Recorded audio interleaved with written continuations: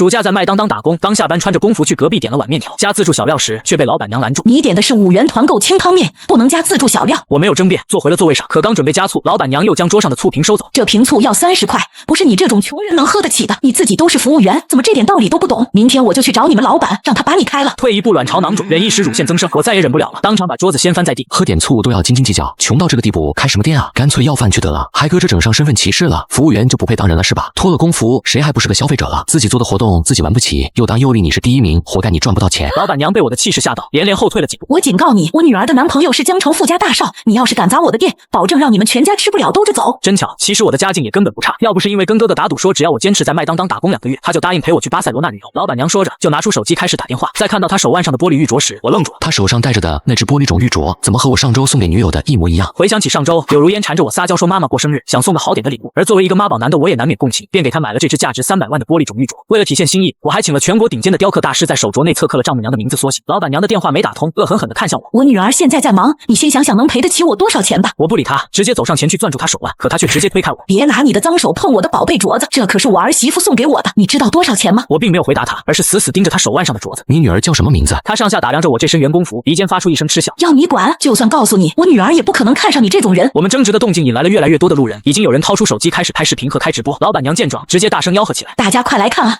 年轻人欺负我这个快60的老婆娘，不仅砸我的店，还想抢我的镯子，还有没有天理？有没有王法了？人们开始议论纷纷，不少人已经开始指着我的鼻子骂我：小弟弟，你年纪轻轻的，怎么欺负中老年人啊？年轻人做事就是冲动，一点点口诀就要打砸的，我是肯定不会雇这种小年轻当店员的。我懒得跟他们辩驳，面无表情地冲着老板娘扬了扬下巴。说吧，这些东西多少钱？我赔给你。老板娘脸上立马露出一个得逞的笑容。紫檀木实木桌椅1套8万，你吃面的碗是高档青花瓷，得算2000块。桌上的醋和辣椒油还有纸巾一起算你300，至于小料台那么多东西，一起给你算5000吧，总共87300块，你自己看看怎么支付。我皱了皱眉，就你们这个桌子还实木，我可是一掀就翻。老板娘叉着腰，我不管，反正你至少也得赔我8万，我还没算上精神损失费呢。你要是拿不出钱，就给我等着坐牢吧。听见这个价格，一旁有常来吃面的老顾客不忍开口：老板娘，我看你这些东西也没这么贵啊，他就是个打工的小孩子，没必要这么刁难吧？你没看见我才是受害者吗？你要是可怜他，有本事替他出钱啊。他又转头看向我，实在赔不起也没关系，只要你今天给我磕3个响头道歉，我也能原谅你，毕竟有我女婿在，我也不缺这点钱。我没有作声，只是低头划拉着手机。身边有人低声对我说：小弟弟，要不忍一忍，磕个头算了吧。我只是摇了摇头，露出一个平静的笑容。8万，这点钱怎么够？我出300万，这家店我买了。话音刚落，周围一片哗然。老板娘愣了2秒，随即哈哈大笑：就你还300万，不会是得了精神病吧？小弟弟，我看你在外面打工也不容易，可千万别想不开啊。我无奈拿出手机给他们展示我的余额，刚好300万出头。我手机上只有这点了。周围顿时鸦雀无声，老板娘脸色变了又变，好半天才结结巴巴开口：300万也不够，我们这商铺起码得要800万。陈姐，你们这商铺几10年前买来也才80万吧，怎么就要800万了？要你管，现在房价飞涨，我说800万就是800万。而我的注意力却在那人对老板娘的称呼上，而柳如烟的母亲就叫陈芳华，她也姓陈，还带着300万的玻璃种镯子。老板娘，你的名字是不是叫陈芳华？关你屁事！我不依不饶继续道：你女儿是不是叫柳如烟？怎么，你是我女儿的追求者？看你长得还算端正，要是实在喜欢我女儿，也不是不能让你做她的小情人。小情人？阿姨，我是你女儿的男朋友。她像是听见了什么天大的笑话。小弟弟，你脑子有问题就去治。我女儿的男朋友可是庄家大少爷，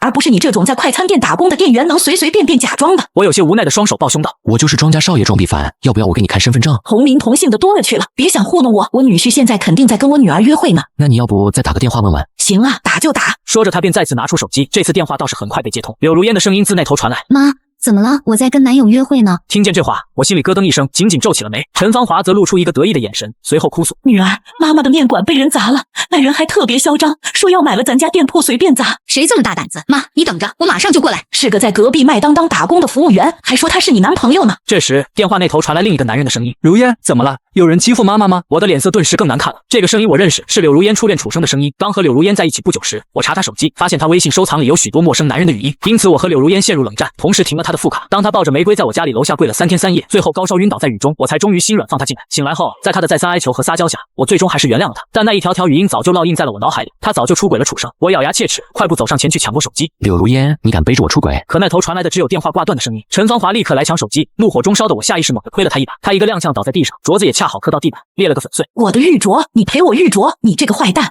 这可是我女婿送给我的镯子。陈芳华从地上爬起来，扯着我的头发就开始扇我，但我也不甘示弱，对准他的腰腹就一阵拳打脚踢。围观的人连忙上来拉架，被分开后，我立刻拿出手机给哥哥发了条消息：哥，有人欺负我，护驾。地址。他明明说这段时间忙得支不开身，所以说要我打工才肯陪我旅游的，怎么这会儿消息回得这么快？我立刻把面馆地址发过去，顺便拍了张手腕被拧得通红的照片。马上到。收起手机，我接过好心人递来的纸巾，擦了擦眼泪鼻涕。小弟弟，我看你年纪轻轻，在外面打工也不容易，实在不行还是按他说的，道个歉吧。没等我回话，陈芳华尖锐的声音再度传来：道歉，我不接受。他走到我面前，居高临下看着我。你砸我的店，还弄碎了我的玉镯，今天别想走，等我女儿来了，就让她好好给你上一课，教教你怎么做人。你的玉镯是不是玻璃种的？内部还有著名的方大师雕刻的字，就是你名字的缩写 CFH。陈芳华皱起眉：你怎么知道？因为那是你女儿上周找我要的，说是送给她妈妈的生日礼物。陈芳华一愣，随即却又嗤笑道：不就是偷看到了碎镯子上面的字而已，还想装庄家大少爷？你也不看看自己几斤几两，配得上吗？我懒得再和他辩驳，等我哥来了，自然不会给他好果子吃。没想到很快店外就传来了迈巴赫车辆的声音，可没等我起身，陈芳华却先一步迎了出去。正当我疑惑时，车辆上走下来一个穿着一身昂贵名牌、身形修长的男人，和他一同下车的还有位身材姣好的女人，是柳如烟和楚生。女儿、女婿，妈可算把你们等来了。他抹着眼泪，把碎镯子递给柳如烟看。对不起，女儿，妈的店被砸了，那人还把我推倒在地上打，连你送我的镯子都被摔碎了。楚生连忙给他抹眼泪，别哭了妈，镯子我再给您买一只就是了。妈，是谁干的？今天我非扒了他的皮不可。陈芳华指向坐在店里地上的我，就是他，这个小贱人欺负我。就在柳如烟见到我的一瞬间，她的脸顿时白了。毕凡，你怎么在这里？她连忙松开楚生的手，假装四处张望。欺负妈的那个人呢？我直勾勾盯着他，就是我砸了你妈的店，摔了她的镯子。他难以置信，以为我是在开玩笑。别闹了，宝宝，我知道你心地善良，但我不能允许有人欺负我妈。你告诉我那个人在哪里好不好？说着，他还朝我身后张望，试图找出那个真正的罪魁祸首来。陈芳华正好从后面凑上来，指着我的鼻子骂道：女儿，就是他砸了妈的店，还谎称自己是庄家大少爷。谁家大少爷会在这么热的天出来打暑假工，吃碗面还要用团购的？真正的庄家大少爷在这儿才对。说着，他牵起了身边楚生的手。我清楚地看见楚生的眼中闪过一丝慌张，但他很快就镇定下来。没错，我才是庄家大少爷。这位小弟弟，我知道你可能对如烟有好感，但她现在是我的女朋友，请你自重。你的女朋友？我看向柳如烟，这个和我谈了整整5年恋爱，上个月才刚订婚的女人。柳如烟，要不你来说说，到底谁才是真正的庄米凡？柳如烟张了张嘴，看看我，又看看陈芳华，最终她走上前来握住我的手，压低声音说道：毕凡，不是你想的那样，你听我解释。哦，那是哪样？我甩开她的手，挑眉故意放大了声音：是你背着我出轨，陪你妈口中的女婿约会，而你的正牌男友在这里被你妈指着鼻子骂。还是说，这只价值300万的玻璃种玉镯是你让这位女婿送给你妈的？柳如烟额头冒汗，支支吾吾道：你冷静点，这里面肯定有误会。误会？我讽刺地笑道：误会就是你妈带着我送的礼物到处炫耀，还骂我配不上。误会就是你一边用着我的钱，一边还带着别的男人约会。柳如烟，我真是给你脸了。陈芳华见状不对，连忙上来分开我们俩。女儿，你别跟他废话，他就是个骗子，你快替妈教训他呀！我双手抱胸，勾了勾嘴角。对儿，你要拿我怎么办呢？柳如烟。柳如烟哀求般拉住陈芳华：妈，你别说了。女儿啊，妈知道你喜欢这种小弟弟，但他根本比不上你之前找的那几个，你别被他迷惑了，不然肯定是要吃亏的。我难以置信，怒火噌的一下就上来了。柳如烟，你到底背着我找过几个？柳如烟脸色变了又变，几乎难看到了极致。她推开陈芳华，好声好气又来哄我：宝宝，你听我解释好不好？我没做过多余的事，我就是跟他们玩玩。我直接一巴掌扇在她脸上，这一巴掌是还给你妈刚刚打我的那一下，紧接着又是一巴掌，这一下是你出轨赢得的。柳如烟，从现在开始我们正式分手，我会停掉你的卡，婚约也彻底取消，你再也别想从庄家拿到1分钱。陈芳华见状立即发起了疯：你居然敢打我的宝贝女儿！她想向我扑来，却被柳如烟死死拉住。给我住手！陈芳华被她一声怒吼吓到，随后柳如烟俯身在她耳边小声说了些什么。陈芳华的脸色顿时惨白：不可能，他一个打工的，怎么可能会是？但柳如烟又接着说了什么，陈芳华的面色立即冷静下来，反而是用一种恶毒怨恨的目光直勾勾盯着我。柳如烟又走到楚生身边，低声对他说了同样的话。楚生也一副了然的神情。接着他们关上了面馆的门，我眉头微皱，意识到不妙，但他们已经堵住了唯一的出口。柳如烟眼神复杂：宝宝，我也不想和你闹得太难看，这样吧，你从卡里划1个亿给我，我们和平分手，你也可以安然无恙离开，不然的话，我也不敢保证接下来会发生什么。我顿时气得几乎哽咽。柳如烟，你还记得我在山上崴到脚的那次吗？你背着我走了5公里的路下山，鞋底都磨破了，脚也磨出了好几个血泡。那时你说你为了我什么都愿意做，你说这辈子唯一要守护的最重要的人只有我，所以那些都是骗人的吗？你只是为了钱才和我在一起。柳如烟眼神游移，竟然低下头去，不敢看我。对不起，宝宝。我怒极反笑，可眼泪依旧顺着脸颊流下。陈芳华还在拱火：女儿，别跟他废话，他要是不肯给钱，直接动手就行了。楚生此时也牵上他的手，给他鼓励：对呀，如烟，不要怕，我会一直在你身边爱你的。柳如烟深吸一口气，抬头直勾勾看向我，我下意识后退2步，随手抄起一旁的瓷碗碎片握在手里。毕凡，喂，转钱给我，我就跟你和平分手，并且会让你安安稳稳的回家。我死死用手掌捏住碎片。柳如烟，你别想再从我这里拿到1分钱，你要是敢动我，我可以保证今天你别想站着的走出江城。但他似乎早就做好了鱼死网破的打算，只是深吸一口气。宝宝，既然你这样，那就别怪我不留情面了。说完，他们3个人一起合力将我摁在地上。就在他们对我不停拳打脚踢时，一阵车辆引擎的发动机声忽然传来，几个黑衣人直接踹开了面馆的大门，紧随其后的是皮鞋踩过玻璃发出的清脆声响。我忍着头疼朝着门外大喊：哥哥！见到我被他们摁在地上，原本就冷漠的脸立即更黑了几分，只轻轻一挥手，几个保镖立刻冲上前来拉开我身上的3人。你再来晚一点，你的弟弟就要被揍成猪头了。他冰冷的视线扫过我身上的伤。谁干的？我把3个人都指了一遍。他。哥哥扫视了他们3人一眼，随后看向旁边的几位保镖，去把他们3个人的右手全部废掉。3人顿时脸色惨白，我吓得立马阻止。等一下。哥哥露出一个疑惑的神情，我指了指他的身后，因为保镖方才的破门被挡在门外的那些吃瓜群众，此时都纷纷在店门口探头探脑，被那么多双眼睛盯着，自然不能做出这种危险的行为来。柳如烟第一个反应过来，哥，饶命啊！我们知道错了，看在我和毕凡曾经相爱的份上，您就放过我们这一回吧。哥哥淡淡瞟了他一眼，转头问我还喜欢吗？回想起我刚把柳如烟带回家的时候，全家只有哥哥是反对的，爸妈对我找对象的要求不高，对我是真心的就可以了。但哥哥只和柳如烟简单接触了一次，便告诉我他觉得柳如烟为人处事不太行。正处于热恋期的我当然不会听他的，还因为这件事和他闹了别。可现在的我看了看跪在地上的柳如烟，连忙把头摇成了波浪鼓。柳如烟像是遭受了天大的打击般，上来扯我的裤脚。宝宝，我向你道歉，我刚刚就是一时冲动，犯了错事，我保证我会和楚生彻底断开，再也不和他来往。从今以后，我只爱你一个人。看在我们这么多年感情的份上，我们不分手好不好？我只轻轻瞥了他一眼，随后一脚将他踹开。你刚刚威胁我的时候，怎么没想过我们这么多年的感情？不好意思啊，我对烂鲍鱼没有兴趣。哥哥吩咐保镖把这家店的营业执照和卫生许可证查清楚，顺便通知法务部起诉他们欺诈消费者。还有，他瞥了眼地上的柳如烟，查清楚这位刘女士在恋爱期间的所有消费账单，把她花到我弟弟的钱全部都连本带利要回来。我转身走到店外，庄13作为庄家有名的大人物出现在这里，自然引起了不少关注。哥哥向来最讨厌被这些媒体追着采访的感觉，于是我很干脆地接过了他们递来的话筒。对，我就是庄必凡，本来是打算暑假在麦当当打工挣零用钱的，下班来这里吃面，结果老板娘说我不配吃他们家免费的自助小料，甚至连醋都不配加。面对这些记者，我一口气把今晚遇到的倒霉事全部都说了出来，还添油加醋夸大了几分。几个小时的时间过去，最早的那批视频就已经在网络上疯传，直播里的网友们也纷纷发弹幕为我鸣不平。现在得知我是庄家大少爷，网友们拍手称爽，舆论很快发酵冲上热搜，不少网友纷纷前往各大平台给这家面馆打差评。没想到现在连醋也分369等了啊，怎么不搞个 VIP 专属配醋呢？做不起活动就别搞团购啊！不知道的还以为人家拿刀架在你脖子上，逼着你上链接。我还是第一次见到30块一碗的清汤面，老板娘怒赚29块吗？我刷着网友们的辣评，嘴角不自主微微勾起，连带着心情也好了几分。现在网友们的嘴都跟淬了毒似的，一人一口唾沫星子都够淹死这家面馆。直到刷到一条评论，我的手微微顿住。没人注意到吗？幸好这个弟弟是有钱人家的大少爷，如果换成普通打工妹，别说被老板欺负了，就连工作都有可能一起丢掉。人们在这条评论下纷纷感慨现在经济下行，工作难找，也有人在评论区讲述了自己的经历，住着几平米的房子，上班被压榨，为了省钱一天只吃1顿几块钱的拼好饭。我心里有些不是滋味。庄家富少只有我一人，但城市里的打工人却有千万个。如果是普通的服务生，遇到这种歧视，想必得付出很大的努力才能为自己争取到应得的权益。想起自家企业也投资过不少品牌的连锁餐饮店，一份计划逐渐在脑海中成型。保镖们开始疏散人群，柳如烟几人则是直接被送往警局。柳如烟被带上车前，下意识望向了我的方向，眼神中满是哀求。我下意识扯了扯我哥的袖子。哥，他们会被判多久？我会找个好点的律师，少说也要5年起步吧。如果按杀人未遂来算，10年也是有可能的。我乐开了花，柳如烟听得脸都白了，她强硬的挣脱保镖，连滚带爬跪在我脚边。毕凡，我真的知道错了，我可以1分钱都不要，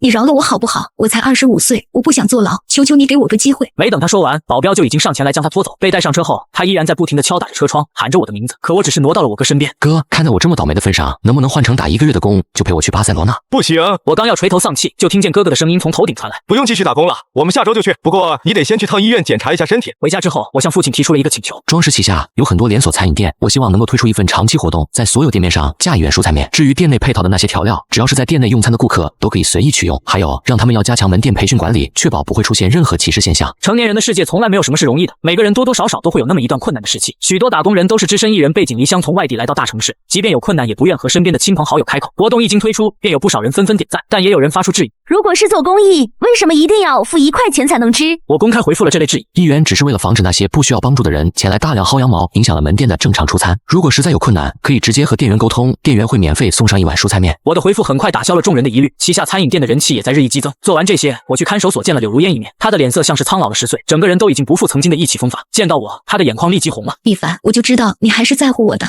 你不舍得丢下我，我已经认识到自己的错误了，你原谅我好不好？我坐在这，只是静静听着他絮絮叨叨，等他把所有话都说完，我才抬眼看他。说完了吗？是否原谅你不是我能决定的事，这需要交给法律来判决。说完，我毫不犹豫地起身。再见，柳如烟，下一次就是法院上见了。关上门的那一刻，身后还隐隐能听见他的咆哮和哭喊声，但这些都已经与我无关了。我现在心情很好，只因明天就是去巴塞罗那的日子。我回到家立马把行李箱塞得满满当当，各种路线攻略也早就在手机里收藏好。第二天如愿以偿的和哥哥去了巴塞罗那。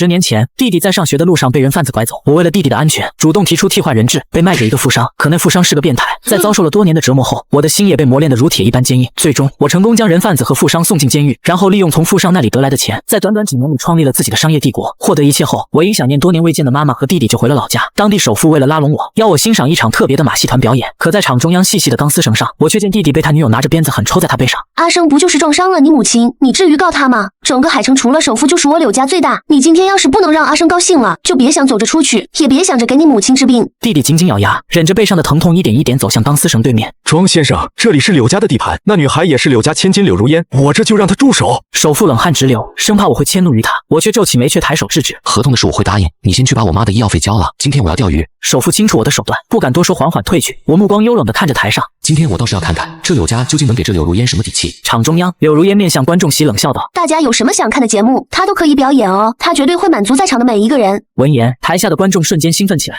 我要看跳火圈，我要看高空立绳。弟弟望着人群，心生绝望。柳如烟，你真是狠心。我狠心，你明知道我最在意的就是阿生，却非要告他，惹他不开心。既然这样，那就由你来把他哄开心了吧。楚生玩味地看着弟弟，我听如烟说，以前上学的时候你就是在马戏团勤工俭学的，表演点杂技对你来说肯定没问题。说完，楚生拿出一块古朴怀表，弟弟见状，立马眼睛通红，一个不慎从钢丝绳上摔下来。可他顾不上疼痛，而是看向柳如烟。你明知道那是我最珍视的东西，却给了他。柳如烟不屑一笑，你嚷什么？一块破表而已，阿生喜欢他是你的福气。楚生勾起嘴角笑道：“你这老古董不错，还有没有其他的玩意儿？我要是高兴了，说不定会让冉冉早点放过你。”这块表是当年我代替弟弟被人贩子捉走时留给他的，没想到这么多年过去了还在。此刻，弟弟压抑着愤怒低吼：“柳如烟，明明错的是他，你为什么要这样对我？”因为你惹阿生不开心了，就是你的错。别废话了，大家都还等着你表演呢，赶紧把钢丝绳走完，别忘了你母亲还在医院。弟弟心如死灰，可一想到妈妈还在医院，他便紧咬牙关开口：“好，我走，记住你所说的。”看着弟弟踉跄的步伐，柳如烟轻轻皱了皱眉，可神色却依旧冷漠。正当弟弟走完钢丝绳时，楚生却将怀表扔在地上，弟弟连忙跑过去捡，可当他伸出手时，却被楚生一脚踩住，用力碾压后又装作无辜的松开。耶，真是不好意思，没看到你的手，你不会又告我吧？弟弟睚眦欲裂，可柳如烟却将楚生护在身后。庄13，你想打阿生不成，还想不想给你妈治病了？钢丝绳走完了，现在进行第2个项目，钻火圈。随后，柳如烟安排人拿上来3个火圈，可这火圈的口径却比弟弟的肩膀还要窄。此刻，弟弟站在火圈前，看着熊熊火焰，又艰难地看着柳如烟，可柳如烟却钻进了楚生怀里，嘻嘻一笑：“阿生，你猜他能不能钻得过去？”我猜他会被烧焦。两人相视笑了起来。弟弟望着第1个火圈，心如死灰地走了过去，然后快速通过了3个火圈。看着这一幕，楚生皱了皱眉，显然是没达到他预想的效果。如烟，我还想要看他表演高空立绳。这次的高空立绳比起刚刚的要高许多，人很难战胜那种恐惧感。我心中担心，准备起身时，却见弟弟眼中坚定，没有半分恐惧的样子。首富说，之前弟弟就是靠这项本领勤工俭学，赚足了学费，这让我不禁松了口气。可还是让手下去看台四周隐藏起来，随时准备救援。如果我走过去，你们能不能救我妈？不等柳如烟开口，楚生便率先开口：“亲啊，只要你走过去，我就让如烟给你母亲出医药费，但前提是你得走过去才行。”楚生眼中狡黠，他是认定了弟弟走不过去，又转身对观众说道：“准备开盘，我压他过不去。”众人纷纷跟上，甚至有人为了增加胜率，要求给弟弟增加难度，让他不要举平衡杆。你们欺人太甚！可柳如烟却拿出一张妈妈躺在病床上的照片，冷笑道：“你看吧，你母亲还在等你呢。”弟弟脸色难看，可却依旧登上了高空台。可就在弟弟准备走时，柳如烟却突然喊停了。我以为他知道适可而止，可下一秒，马戏团门口进来几个人，为首的正是柳家家主柳大牛。看到他，我心中冷笑，当年父亲被害的事，就有他的一份。看到柳父，柳如烟连忙一副柔弱模样，拉着楚生过去：“爸爸，你怎么来了？”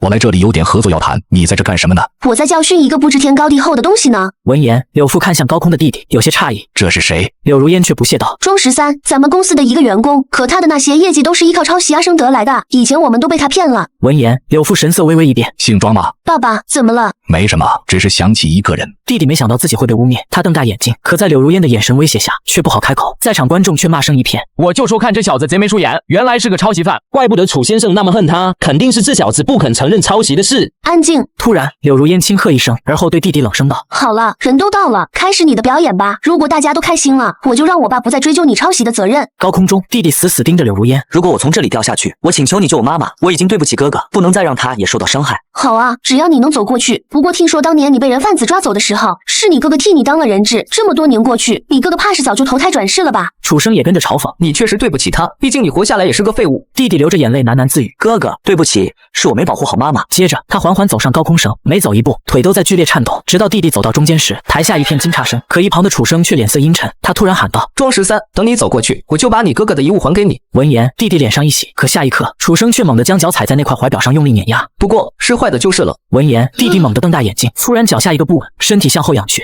幸好情急之下抓住了绳子，他颤抖地挂在半空，拼尽全力才重新爬了上去。众人发出唏嘘声，有人调侃楚生：“楚哥，看来你要输了。”楚生脸色阴沉，弟弟却靠着毅力走完了高空立绳。我做到了，你也该兑现你的承诺，救我妈了。没等柳如烟开口，楚生就抢先道：“如烟，我怎么感觉他刚才通过的有些轻松啊？不会是表演的苦肉计吧？要不再加一个项目？”既然阿生你想继续看，那就让他继续表演。这次你想看什么？弟弟着急喊道：“柳如烟，你答应过我的，我妈还在医院里。她……”柳如烟不耐烦打断：“闭嘴！等阿生尽兴了，我自然会让人去给你妈治病。再啰嗦，我让你再也见不到你妈。”楚生勾起嘴角说道：“废物，你抄袭我的业绩，让柳氏集团蒙羞。当着柳伯父的面，我如果就这样放过你，也不太合适。不如这样吧，你再表演个狮口逃生，只要你能活下来，并给我们一人磕几个头，我就替你求求情。”一旁的柳父也附和道：“小楚说的不错，你敢在我柳氏做这种事，就该受到惩罚。来人，安排一头雄狮过来。”闻言，弟弟面如死灰，嘴里还在喃喃自语：“妈，下辈子我一定会好好孝顺你。既然你们不给我和我妈留活路，那你们也别想好过。”突然，弟弟不知从哪抽出一把水果刀，含着泪猛地向柳如烟和楚生刺去。柳如烟因为距离远侥幸躲过，可楚生的胳膊上却被弟弟划开一个口子。反应过来的柳父立马下令让人将弟弟拉开。“你个不知天高地厚的东西，竟敢打我的宝贝女儿！”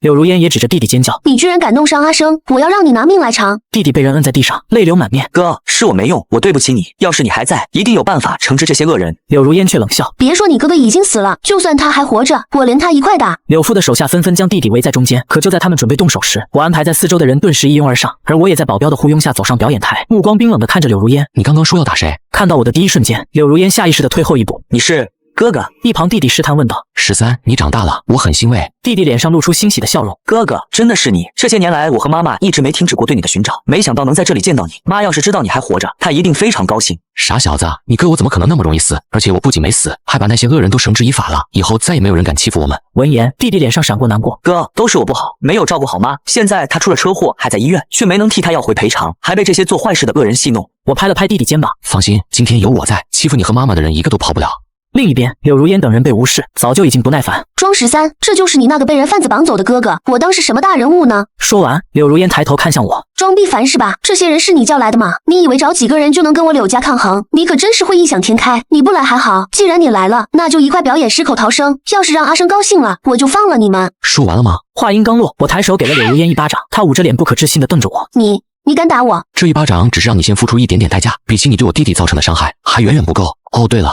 你这个初恋叫楚生对吧？他撞伤我妈需要赔偿，我给你折算一下，就赔偿10个亿好了。另外，我看向柳父，当年我父亲车祸那件事跟你有关吧？这件事你想怎么赔偿我？要不拿你的命来抵怎么样？或者你找个人替你？”众人一愣，没想到多年前还有这种事。柳父更是脸色阴沉：“年轻人，你是被人拐进山沟里拜傻的吗？先不说你父亲的死跟我有没有关系，就凭敢打我女儿这件事，今天我就得让你站着进来，躺着出去。”我轻笑一声：“我倒要看看你是怎么让我躺着出去的。”这时，回去拿合同的首富正好回来，见到这一幕后，连忙走过来，一声呵斥：“柳大牛，你真是好大的胆子！你知不知道你在做什么？”老赵，咱们认识这么多年了，你觉得我在开玩笑？今天他打了我的宝贝女儿，我绝对不会放过他，你也别想护着他。不过看在你的面子上，他要是自断一只手，我就饶他一命。首富急忙道：“你可知道你们柳氏企业的大部分贸易都是由庄先生掌控？我劝你赶紧给庄先生好好道歉，或许庄先生还能少怪罪一点。”闻言，柳父微微皱眉，可柳如烟却一脸不屑：“赵叔，这人不会是你的手下吗？你在故意包庇他吧？”楚生也拍起马屁：“赵总，我知道您，可我柳伯父是柳氏企业的掌控人，您难道真的要为了一个手下得罪他？你是不知道庄先生的背景。他……”首富气急，想让柳家知难而退，可却被我阻止。既然他们觉得自己有实力，就让他们继续卖弄一回，我倒是要看看他们究竟能拿出什么底气。闻言，首富明白我的意思，最后叹了口气：“大牛，言尽于此，你们柳氏算是完了。”老赵，我给你面子，你别给脸不要脸。你在海城之所以能当上首富，全是因为我柳家让的。你别忘了，你的许多生意都与我柳家有关。你要是还想当这个首富，就老老实实一边去，不然我断了跟你的合作。好啊，既然你这么说了，那从此以后我赵家跟你柳家断绝所有来往。能当上首富的人自然脑子灵光，他这是在柳家被我制裁之前先跟他断绝关系。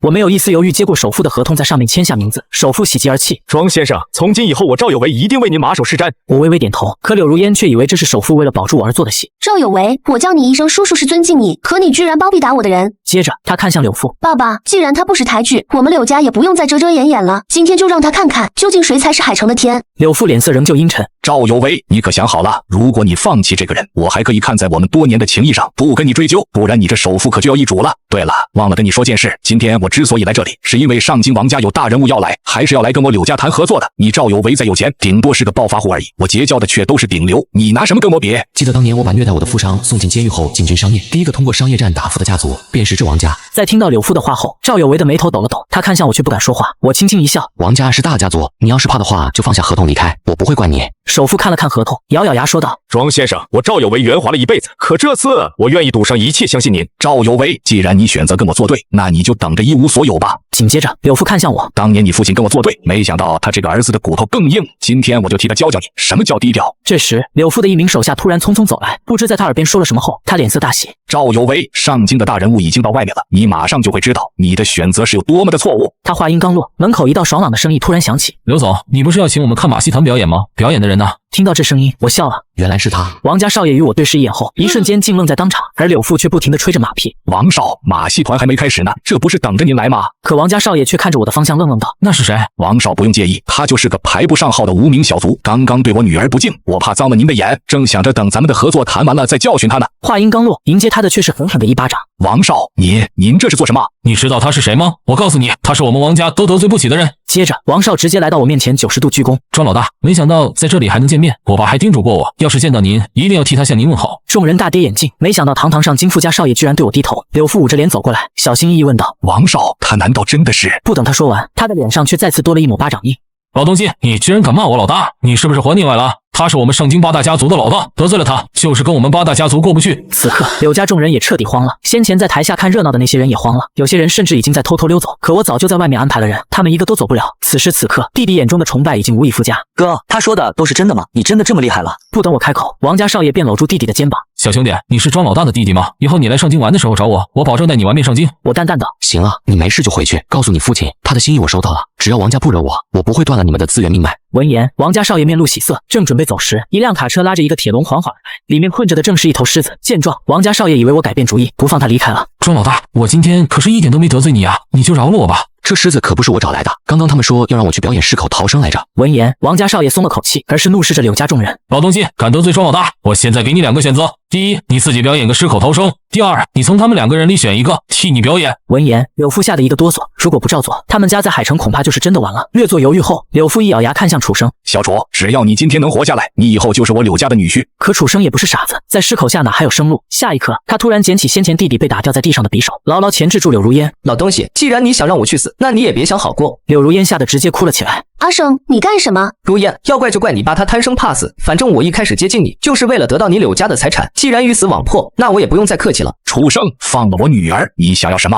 我都答应你。老东西，现在知道求我了，可我现在什么都不想要了，只想看你进铁笼。闻言，柳父整个人都在发抖，可为了女儿，还是缓缓走向铁笼，直到距离狮子不足20公分，柳父一个激灵，浑身无力的跌在地上，身下湿了一片。正当我想着让人把他拉过来，交给司法机关处置时，那铁笼却突然出现了松动，狮子伸出一只爪子，猛地将柳父拉了过去。见到这一幕的柳如烟顿时吓晕过去，可楚生却大笑出声：“你们都别过来，不然我嘎了他！”我比了一个手势，躲在暗处的保镖迅速从后方出现，制服住楚生。很快，警方到了。楚生故意打人，后半生牢底坐穿，而柳如烟醒来时，浑然已经被刚刚父亲被咬的一幕吓得精神失常了。见状，弟弟叹了口气，我拍了拍他肩膀，安慰道：“13，不用惋惜，有些是因果循环，他们作孽，自然会有报应。妈还在医院，应该已经治疗完毕了，我们赶紧过去吧。”闻言，弟弟会心一笑。医院内见到妈妈的一瞬间，要是我早就坚硬如铁的内心，却还是柔软了下来。柳家的感觉就是不一样。我紧紧抱住妈妈和弟弟，体会这10年来日思夜想的亲情。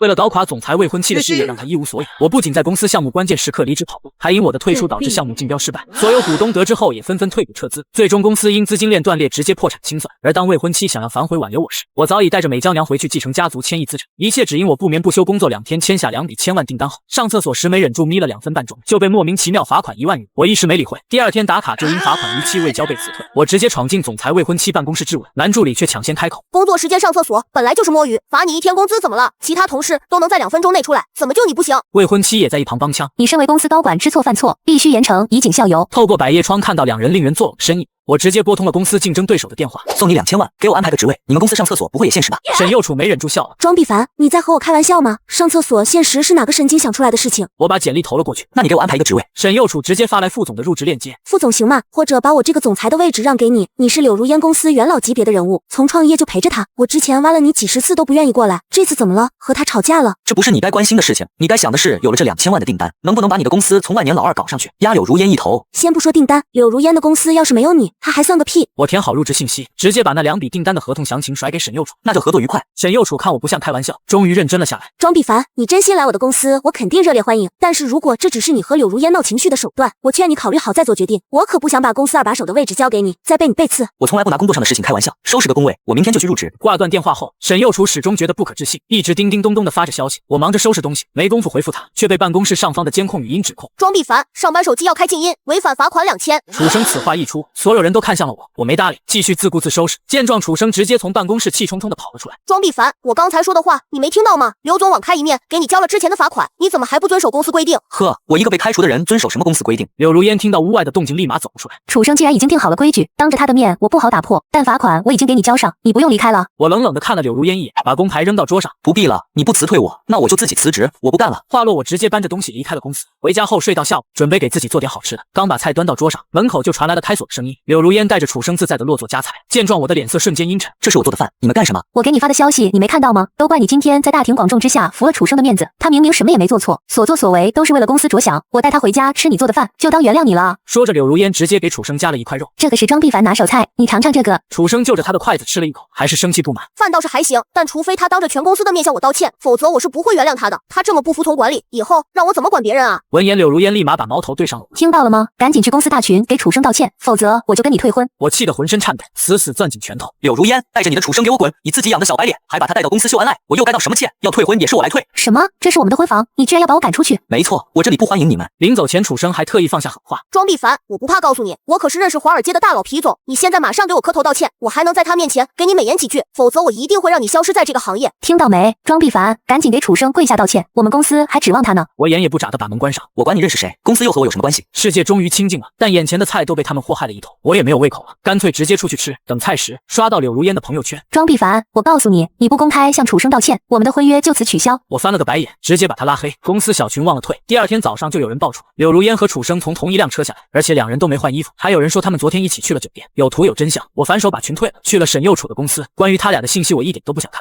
沈右楚给我单独准备了一间办公室，看到我后仍然觉得不可思议。你竟然真的来入职了，我还怕办公室准备好了没人来呢。我把那2笔订单的合同交给沈右楚，马上就到今年的业界评比，能不能拿到第1就看你的了。放心吧，有你助力，咱们公司今年必定反超柳家。我工作了3年，手中正好有积累的客户资源。下午刚谈定另外1笔合同，出去就看到楚生揽着柳如烟，我没搭理他们，柳如烟却主动凑过来解释。我知道你们有个小群，早上他们说的是你别多想，楚生的房子漏水了，我身为老板给他提供个住宿而已。见我没吭声，柳如烟继续说道：庄必凡，我知道你想回来，楚生起草了一个项目书，只要你帮他拿下合同，我不仅让你复职，咱们的婚约还照常履行。我不想再和柳如烟有任何交流，越过他准备离开，楚生却眼尖看到我手里拿着已经签好的合同。这不是我起草的新项目合同吗？你竟然偷了我的劳动成果！如烟，我熬了2天2夜做出来的东西，竟然被他抢了！闻言，柳如烟直接兜头扇了我一巴掌。楚生不就按照公司规定处罚了你，你竟然偷他做的项目，怪不得你刚才不愿意帮他。庄必凡，你真是让我恶心，之前的那些合作，你是不是都是通过盗窃完成的？我满眼不可置信地盯着柳如烟。我在公司干了3年，楚生只是一个普通刚毕业的大学生，我怎么可能去偷他的项目？柳如烟从我的手里把项目书夺走，让保镖直接把我摁在地上。庄必凡，这是你欠楚生的道歉。我挣扎不过身后，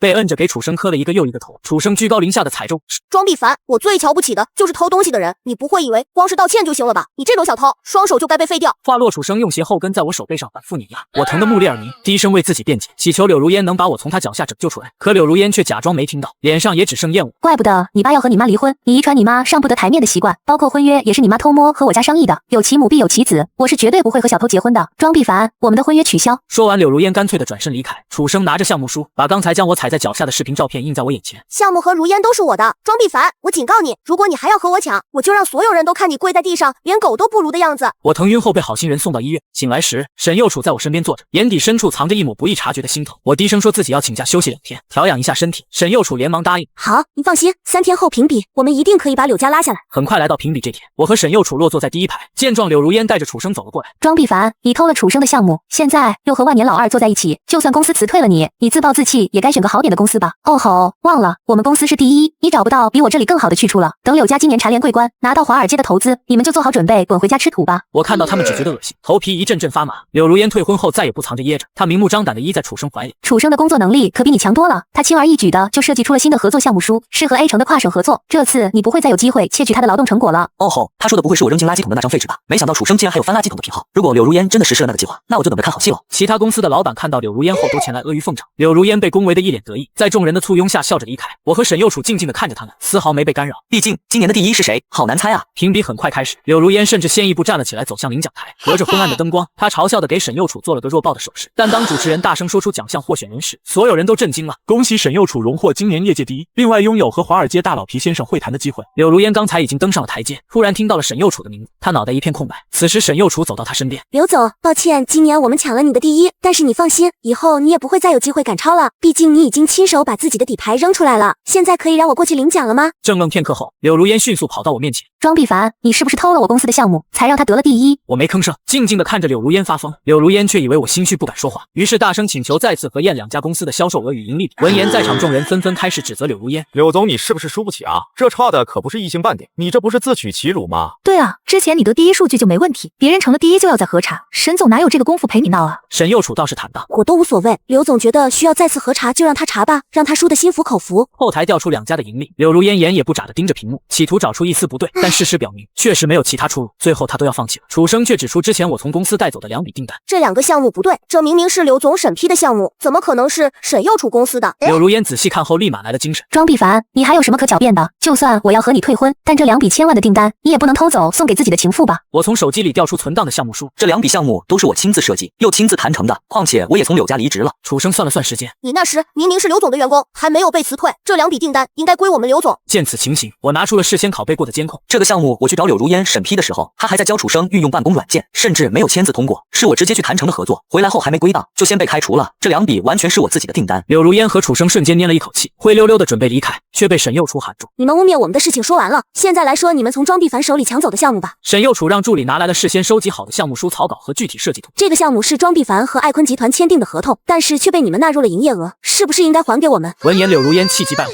这是楚生的项目，是庄必凡抢了我们的。呵呵，那请问刘总有没有创作的草稿呢？柳如烟朝楚生伸出了手。你不是说你做了2天2夜吗？把证据给他们看。楚生心虚却装作镇定，只有他这种小偷才会随时保存草稿，我向来是直接做好的。在场所有人都讥讽地笑。你是说50多张文稿，40张 PPT， 你试一下做好的，没有任何草稿草图？闻言，楚生靠近我威胁道：庄必凡，我说了，你敢和我抢这个项目，我就把你的丑照发到全网。我直接把那天被羞辱的监控视频放了出来。多亏公司监控收音好，你说的话录得很清楚呢。楚生没有了任何威胁我的手，仓皇逃跑。柳如烟也不知道楚生骗了他，最终面色难看的承认自己确实不如沈右楚后离开。回去后，柳如烟气愤地掐着楚生的脖子：混蛋，你竟然敢骗我！你不是说那是你熬了2天半做出来的项目书？楚生被掐得面红耳赤，努力从口中挤出句子：如烟，松开我，我可以让你约见皮总，我曾经见过他几次。闻言，柳如烟缓缓松开了手：你最好别再骗我，否则我一定让你死无全尸。楚生花了一笔钱打探了皮总的消息，然后躲在酒店厕所等待。眼看时间差不多了，两人来到包厢，却看到我带着沈右楚一起和皮总吃饭。柳如烟一脸不可置信：庄必凡，你怎么这么不要脸？昨天我已经把那2000万的项目让给你了，你现在竟然又要过来抢我们的生意。一旁的楚生则主动和投资人套近乎：皮总，您还记得我吗？我上学的时候你资助过我，而且今年毕业的时候你还来学校给我拨了税。柳如烟听到楚生的话，信心大增：皮总，你和我们楚生认识，我就直接告诉您吧，你身边的庄必凡是个惯骗，他在我的公司工作了3年，和我分手后，转身就勾搭上了我们对家公司老板，直接带着我2000万的项目去了他的公司，还通过暗箱操作成了今年业界第一。您第一次来这边，我不想让您被这种小人欺骗，您可以多考察，之前的业界第一都是我们的公司。闻言，皮总一下子来了兴趣：你说真的，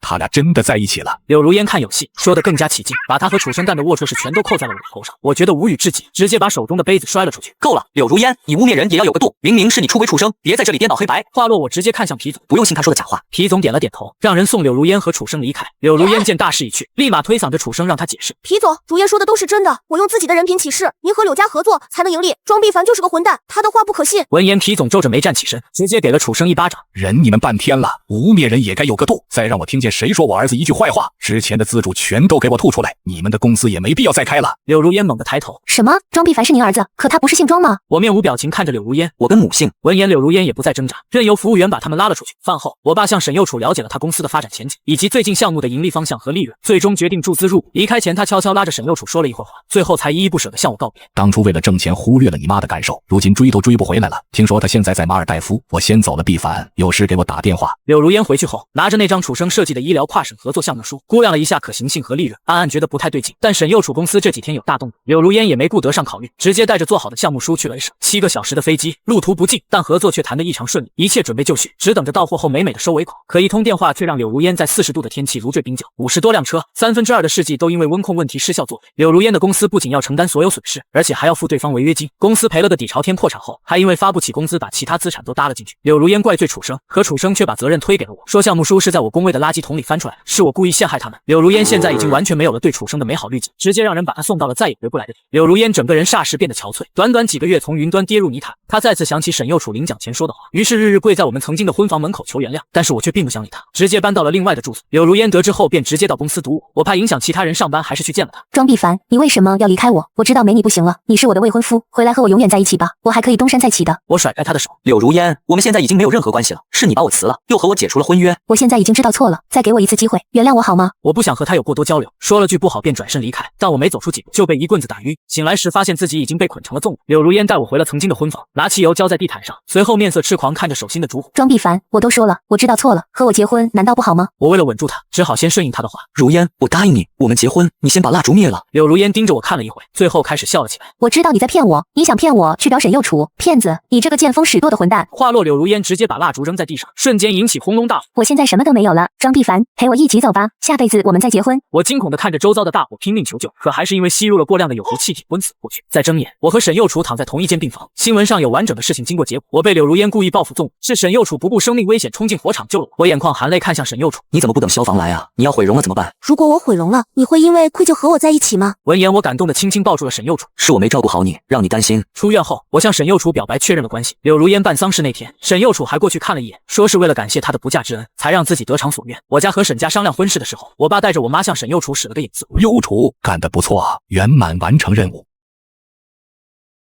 我是这具身体的第2个穿越者。上一任宿主因人设崩塌已被抹杀，宿主要加油哦！我听着系统阴恻恻的声音，只觉得浑身冒冷汗。为了活下来，我兢兢业业地执行系统发布的任务。王林吃饭，我就把他的饭倒进垃圾桶；他在换衣间换衣服，我就把他堵在换衣间泼水；他被小混混堵在小巷子，我就用手机录下来，当做他和小混混厮混的证据发给老师。高考前一天，王林却突然拉住我的手：“庄必凡，谢谢你。”系统的警告刚说完，我浑身已经冒出了冷汗。今天正好是月考结束重新选座位的时候，我看着那个坐在班级最角落的王林，害怕的腿肚子都抖了起来，下意识想离他远点。为了方便给男主找麻烦，你当然要坐在他旁边的位置。系统的机械音响起，我无奈拿起书包往男主旁边的位置走去。我把书包扔在了他旁边的位置，王林立刻回头看向我，我清楚地看到了他的眸中的错愕和惊恐。我时刻提醒自己，现在是个反派，不能对男主有恻隐之心，不然被抹杀的人就要变成我了。班上的同学们看到我坐在王林身边，都面露同情，也有极个别一副看戏的表情。我也在心里默默为自己捏了一把汗。那个系统，我方便知道上一个穿越者被抹杀是因为什么吗？我知道原因后，也能以此为戒。系统的机械音在我脑海中响起，因为他对女主产生了不该有的感情。闻言，我松了口气。哦，那没事了。中午，王林刚拿出自己的饭盒，系统的声音就在我脑袋中响起：发布让我立刻打翻男主的盒饭。我下意识地朝王林的盒饭看去，那是一个洗得发白，边缘甚至有些凹陷的铝饭盒，里面小半盒颜色暗淡的糙米饭和几根干瘪的咸菜，除此之外就再也没有什么别的了。我心里有一瞬的犹豫，不执行任务可是有惩罚的哟。系统的声音阴恻恻的，我立刻起身抢过王林手里的饭盒，走到垃圾桶旁边，把王林的午餐都倒进了垃圾桶里。直接打翻有点太麻烦今天的值日生了，咱们可以稍微文明一点哈，反正效果都是一样的。我对系统说道。教室里热闹的氛围安静了一瞬，无数道惊诧的、不满的、疑惑的目光齐刷刷的看了过来。庄必凡又发什么疯？好端端的把人家的午餐倒进垃圾桶干嘛？谁知道这个大少爷又在发什么脾气？别看了，小心惹火上身。也有幸灾乐祸的，这不是才刚倒进去，王林现在去把饭掏出来，说不定还能吃呢。别收，说不定王林他还真会这么做呢。成绩好有什么用？天天冷着一张脸，要我说啊，就是个爱。王林听着周围的恶意攻击，他没有尖叫、哭喊，甚至都没有质问，他只是把饭盒重新盖上，握着饭盒泛白的指尖轻轻颤动着。我掏出自己的盒饭扔到王林的桌面上，用命令的口吻道：“把这份饭吃了。”王林看了眼面前精致的饭盒，没有理会。怎么，下午可是体育课，你不吃饭不补充体力，该不会是想翘课吧？是想到时候请假，还是想在老师面前告我的状？有人讽刺道：“告状？谁给王林那么大的胆子敢告我们庄大少爷的状？谁不知道学校的实验楼都是他爸捐的？要我说，王林你直接把这份盒饭吃了得了，横竖都是吃的，你也不吃亏啊，不比你那穷酸的午餐强多了。就是你那午饭闻起来都是一股馊味，别把我们庄大少爷熏倒了。”在众人的哄笑声中，我看着王林，冷冷道：“王林，我劝你还是赶紧吃吧，如果不吃，我不介意放学后后给你找点麻烦。王林骤然抬头看着我，目光中带着不敢置信和愤怒。都滚！看什么看？我横扫了一眼围在四周看笑话的众人，四周立刻静声。沉默良久，王林还是打开了我的盒饭，里面塞得满满当当，种类繁多。王林看了眼里面的食物，愣了片刻，抬眸难以置信地看了我一眼。我故意冷着一张脸，我在等系统的反馈，等了许久，系统都没有出声，我暗暗松了口气。下午的体育课，我的位置刚好在王林旁边，体育老师照例让我们先跑2圈，系统又发布了任务，请立即绊倒男主。听到系统声音的瞬间，我下意识四处看了一眼，果然在操场上看到了白宁冰。我心下了然，我找准时机，把王林扑倒在绿色的草坪上。我用手撑了一下地，这一下摔得并不重，我撑在地上的手腕一痛，倒在王林旁边。我猛地抬头，视线像淬了毒的刀子，狠狠看向摔猛了的王林。你眼瞎了？怎么跑步的？绊到我了不知道吗？你是故意的吧？我揉了揉有些扭伤的手腕，看看你干的好事，我的手都要断了，真是个扫把星，跟你沾上边就没好事。原本还在跑步的同学立刻停下了脚步。这不像是王林办的装逼凡吧？怎么可能？就是王林办的。你看他一点没事，装逼凡倒是把手腕给扭伤了。就是他明显就是故意的，真是恶心。平时还装着一副好学生的样子，不知道给谁看的。同学们纷纷为我打抱不平。王林无措地蹲在地上，被众人指责，看我的眼神带着审视。我捂着自己的手腕，被其他人拉着艰难起身。我看了眼白宁冰的方向，他刚跳完一段舞蹈，全场都在为他喝彩。我对系统的任务产生了浓浓的怀疑。系统，你确定我们这样搞男主，女主能多分给他一个眼神？系统再次沉默。总之，按照剧情走，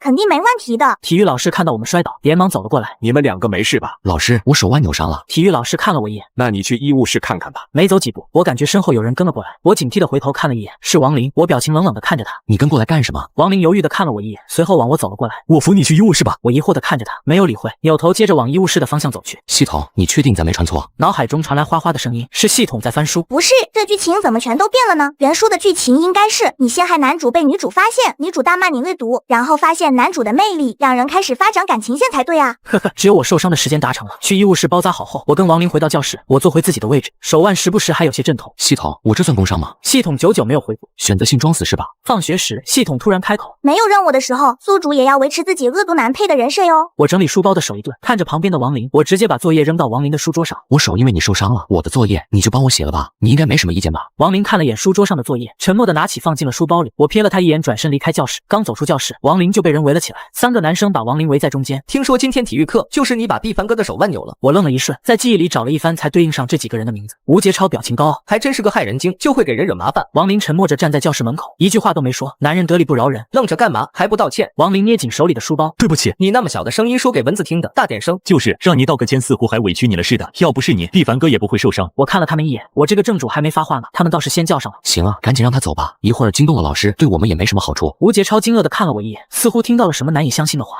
毕凡哥就这么让他走了？那你手上的伤怎么办？我冷笑着看了他一眼，语气不耐。怎么，你把他围在这儿，我的手就能好了？吴杰超看了一眼我被包得像个沙包的手，那也不能这么轻易的让他离开啊。我看着王林，还愣着干嘛？还不快滚！王林低着头，慌忙离开。等王林跑远后，我直接扬长而去。做主，你为什么让他们放男主离开？我这个恶毒男配存在的意义不就是促使男主和女主在一起吗？白宁冰他早跑了，现在难为王林有什么意义？系统这才安静下来。我停在楼梯口，握着栏杆的手攥得越来越紧，直到手腕传来的钝痛，我才反应过来自己都自身难保了，还管别人做什么？第二天，我刚走进校园，就看到一群人把王林围在中间。看到我来，吴杰超嘴角勾起一抹恶毒的笑。毕凡哥，你快来看啊！王林的书包里装的居然全都是垃圾。他尖利的嗓音划破空气，手指指着地上狼狈的身影。我皱了皱眉上前，王林蜷缩着倒在地上，他的书包被粗暴的甩在一边，拉链大开，几个被踩瘪的矿泉水瓶掉在地上。吴杰超抱着手臂，居高临下的看着他。早说你想靠捡垃圾过活，装什么清高好学生？王林的父亲在外面欠了一屁股债，母亲重病在床，只能靠捡垃圾为生。他这些年就是靠这些垃圾换来的微薄收益支撑着学业。吴杰超跟他身边的几个跟班脸上都挂着毫不掩饰的讥讽。我于心不忍，正要说些什么，学校门口突然传来一阵欢呼声。我扭头看去，一辆玛莎停在学校门口。白宁冰来了。我止住已经到嘴边的话。白宁冰被人群围着走进来，看到这边围着的人群，你们在干什么？人群自动为他让出一条路。他顺利看到了倒在地上的王林。白宁冰的目光看向离王林最近的吴杰超，是你干的？吴杰超看着白宁冰愣了一下，又看看倒在地上的王林，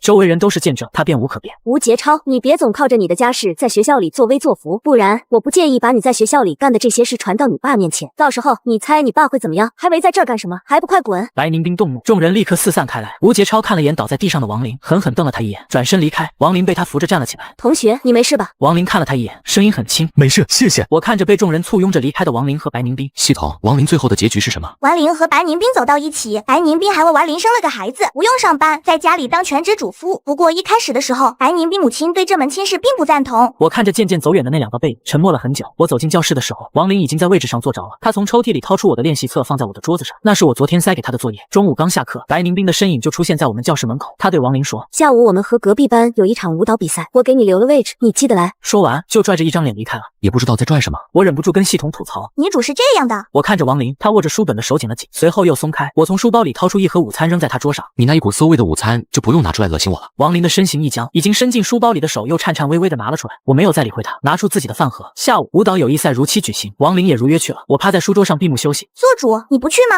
舞蹈比赛我应该起不到什么作用吧？你当然能起到作用，不过今天应该不需要你去给男主找麻烦了。你不想去就算了。我总觉得系统话里有话，但我真的不想再掺和王林和白宁冰的事。系统，你觉不觉得王林的结局配不上他在学校里的努力？他那么努力的学习，最后怎么会去做一个全职主夫呢？系统并没有对我的话有太大的反应。这就是王林已经定好的结局。放学后，我从教室出来，刚走到楼梯口，就听到有人在骂着什么。我走到厕所门口，正好看见两个男生从厕所里出来。他们看到我愣了一瞬。毕凡哥，你们在干什么？两个男生毫不掩饰道：杰超让我们来给王林一个教训。毕凡哥，你要不要也进去出气？上次那个王林还伤了你的手腕呢，他现在还在厕所里呢。我眸色一沉，你们先走吧。两个男生看了我一眼。放心吧，毕凡哥，我们一定不会告诉其他人的。你速度最好快一点。对，现在舞蹈比赛已经结束了，你速度最好快一点。我看白宁冰对这个王林还挺在意的，你别被发现了。我没有听他们接着说下去，连忙走进了厕所。王林浑身是水的倒在马桶边，我连忙上前扶起他。王林，你没事吧？我声音慌乱的问系统。系统，这不会出人命吧？没事。系统不慌不忙的机械音在我脑海中响起。你确定女主可不会出现在男厕所？没办法来救她。系统犹疑了一下。他是男主啊，这本书的主角，怎么可能会出事？我顿住，算了，我就不该跟一个没有同情心的机器讨论这个问题。我本来是打算扶着王林出厕所的。系统的声音又在耳边响起。做主，你最好不要让男主发现是你救了他，不然你的人设很难立住。我看着怀里的王林，深吸一口气，只能把他重新塞回隔间，把身上的校服外套脱给他。我在校园门口的一个大树边偷偷看着校门口的情况。不知过了多久，我终于看到王林从学校走了出来，他身上还披着我的那件校服外套。直到4天，王林才来学校，但他看起来十分虚弱，脸色比以往还要苍白。下课后，我依旧把我的饭盒扔给他。他没来的这几天，我特地让厨师炖的鸡汤。王林抬头多看了我一眼，我表情冷酷的看着他。这饭也不是白吃的，这几天你没来学校，我的作业都没做，你帮我补了吧。说着，我把练习册扔给他。王林接过练习册，没说什么。今天的这次体育课，我就没什么幸运的逃过了。活动过后，我坐在树荫旁，看着操场上的白宁冰，又看看在另一边一个人安安静静的坐着的王林。系统，他们现在的关系似乎也没有很亲密啊，看起来似乎不是很熟的样子。这次系统也忍不住疑惑起来，我为什么感觉剧情越走越歪啊？是吗？我可都是按照你发布的任务做的，是不是你们内部的原因啊？系统沉默下来。你等等呀，我去问问主系统。系统离开后，我的目光再次落在了那道瘦弱的身影上。做好心理准备后，我起身走到王林旁边，小声命令道：跟我来。我没有回头，因为我知道王林一定会跟上来。我安静地走到了小树林里，身后传来一阵很轻的脚步声。我转头看着王林。王林，你以后有什么打算？王林迷茫地看着我，似乎没听懂我的意思。就是高考之后，你有什么打算？他默默看着我，低声道：考金大。那你跟白宁冰打。我很感谢他之前帮了我，但我们不是一个阶层的人，最后也走不到一起的。你想好了？王林看着我，点头。念。王林正要说什么，系统的声音突然响起：做主，你这是在干嘛呢？我整个人面色一僵。我在维持我恶毒男配的人设呢，别想糊弄我的作业，以为搭上白宁冰就了不起了。癞蛤蟆还想吃天鹅肉。我狠狠撞了一下王林的肩膀，随后大步离开。系统，你问到什么了？我心里紧张，害怕系统看出什么。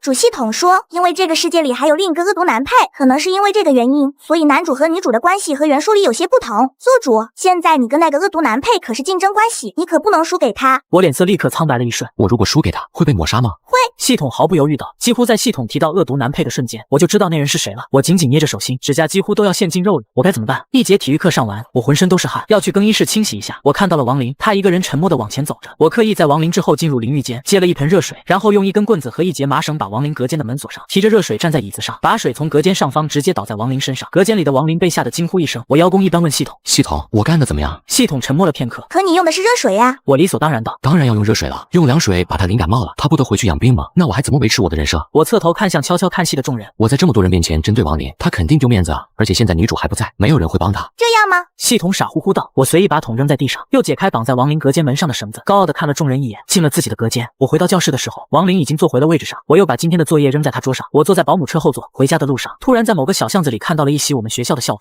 我心里有一种不好的预感。停车！停车！司机听了我的话，立刻刹住了车。怎么了？校园了？我慌忙从后座下来。我去办点事，你在这里等我。我连忙往回跑，跑到小巷子口的时候，看到好几个拿着棍子的人把王林堵在巷子口。系统，这一段也是原书里有的剧情吗？女主会出现吗？系统的声音带着困惑。原书里没有这段剧情啊。我看了眼四周，连个人毛都没有。我给司机打了一个电话，随后拿着手机壮胆走到巷子口。被我抓到了吧？王林，你老实说，是不是在外面欠钱了？亏你在在学校里一直立着好学生的人设。我的脸上带着威胁。你说，如果我把这一段发给老师，他会怎么看你呢？还会觉得你是个好学生吗？我拿着手机对着几个混混的脸扫过，嘴角勾起恶毒的笑。你谁啊？看到我在拍，拿着棍子的几个小混混立刻抬手挡住脸。其中一个，我恍惚在什么地方见过。没事没事，我就是看王林不顺眼。你们要干什么？继续，我不打扰你们，哈哈，继续继续。几人互相看了一眼，表情有些难看，看看我，又看看王林，动作犹豫。我趁他们犹豫的时候，大喊了一声：“愣着干嘛？还不快跑！”王林反应极快的跑出了巷子，我也连忙跑了起来。王林看起来柔柔弱弱的，没想到跑起来那么快。我老远就看到了司机的车，连忙招手：“这里这里！”身后的混混们还在紧追不舍。我喊了王林一声，连忙打开车门坐了进去。司机一脚油门离开，我看着被远远甩在后面的混混们松了口气，吓死我了。少爷，那是什么情况？需要向先生汇报吗？不用，就是几个混混，应该也掀不出什么风浪。我看向坐在前排的王林，他此刻也是大喘着气，他疑惑地看着我，想说点什么。我大声咳了一声，眼神警告地看着他，他立刻噤声：“系统，你确定这剧本的走向还是正常的吗？这都有人想要男主的命了。”系统的声音也变得冷硬起来：“我要再去找主系统一次，你记得维持好自己的人设。”好，我知道了。脑海中安静下来后，我看着王林，在这里停一下，司机伯伯，你自己先回去吧，我跟我同学下去逛逛。下了车，我和王林都没有先开口，他领着我到了一个十分偏僻的地方。这是哪儿？我家就在前面。空气里飘荡着潮湿的霉味，我看了这里到处都是水泥地和臭水沟的地方。你们就住在这种地方？王林点头。又走了几分钟，我们在一栋低矮的房屋前停下。王林拿出钥匙打开门，房间里很暗，我有些不适应。王林给我递了一个很小的凳子，里间传来一道虚弱的声音：“阿林。”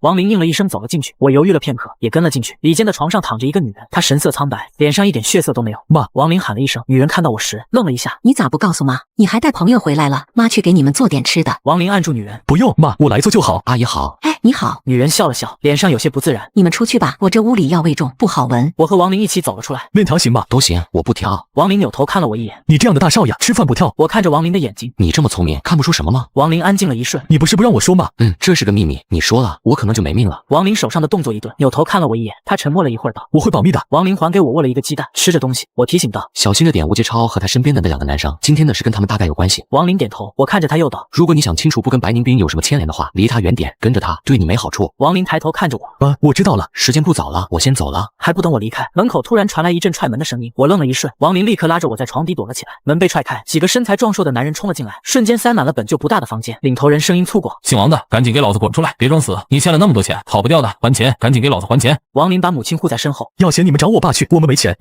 没钱就拿东西抵，砸，都给老子砸了！我看他能躲到什么时候。那群人在屋里一通乱砸，房间里噼里啪啦的。他们人走之后，我才从床底爬了出来。走出王林家后，我给我爸打了一个电话。从那之后，我爸的公司里就多了一个姓王的保安。第二天，我把昨天录的视频交给了老师，又把系统给我的吴杰超买通那些人的证据同样交给老师。那群小混混果然就是学校里的学生，他们和吴杰超一起被退学了。我以为我跟王林的生活能恢复平静。高考前夕，一个蓬头垢面的男人蹲守在学校门口，在王林路过时，一把抓住了他的手：“儿子，等等，爸找你有事。”王林脸上带着明显的不耐，试图挣脱他的桎梏：“你来这里干嘛？快放开我！”他拉着王林的手，脸上带着理所应当的表情：“儿子，爸没钱花了，你给爸点钱吧，爸拿了钱绝对不会再来找你麻烦了。”爸，我一个学生哪来的钱？看着校门口越围越多对他们指指点点和窃窃私语的人，王林脸涨得通红，手上不断用力想挣脱他父亲的手。他爸见好言好语没用，声音也渐渐大了起来：“你这个不孝子，我是你爸，我含辛茹苦把你养大，你有钱不给我花，真是白养你这么多年，赶紧给我钱！”王林被逼得眼眶都红了：“我真的没钱，你赶紧放开我！来看看，都来看看这样的不孝子！”王飘用力拉着他的手，毫不在意众人审视的目光，对着围在四周的人大喊。老师们都被惊动了，连忙跑了出来。全校的师生几乎都围在了校门口看着这出戏。白宁斌也在，他看着王飘，眉头紧皱，大声道：“放开他！你要多少钱？我给你。”王林看着白宁斌，脸上的表情却变得更加难堪。王飘面上一喜，看着白宁斌身上的潮牌就是狮子大开口：“200万，我要200万！”王飘嘿嘿看着王林，没想到啊，儿子，你居然还能搭上这样的媳妇。王林看王飘的目光带着绝望：“爸，你走吧，我跟他不是那种关系。”王飘恶狠狠地看了他一眼：“我看你就是不想让他给我钱，我怎么就生了你这么一个恶毒的儿子？你搭上这么有钱的人家，让他给我点都不愿意，你怎么这么恶毒？”我站在人群外围，打了报警电话。几分钟后，警察来了。谁是王飘？还没拿到钱的王飘疑惑地回头，看到警察的瞬间愣在原地。有人举报你偷窃，跟我们走一趟吧。王飘脸色一白，还不等他说些什么，就被警察带走了。人群渐渐散去，站在人群中的我渐渐暴露在王林的眼前。他看着我，对我笑了笑，最后他似乎和白宁斌说了什么。白宁斌目光暗淡了一瞬，转身离开。做主，这个世界的走向完全变了，主系统叫我离开了。由于你的任务没有完成，没有办法回到有缘世界，再见。我张张嘴，再见。我准备离开时，王林突然过来拉住了我的手。蒂凡，谢谢你。那年，王林以全市第1的成绩如愿考上了京大，而我被我爸送出国留学。毕业后，王林进了大厂，在一次合作上，他再次遇见了白宁斌。白宁斌进门看到王林时，眼中是毫不掩饰的惊艳和探究。彼时的他已经褪去了高中时期的青涩和自卑，成了大厂的高管，在工作中展现自己的能力。王林离开时，白宁斌看着他离开的背影，突然觉得从前那道清冷的身影在此刻变得高不可攀。谁说我任务失败？让男主成为真正的的大男主从来都不是失败。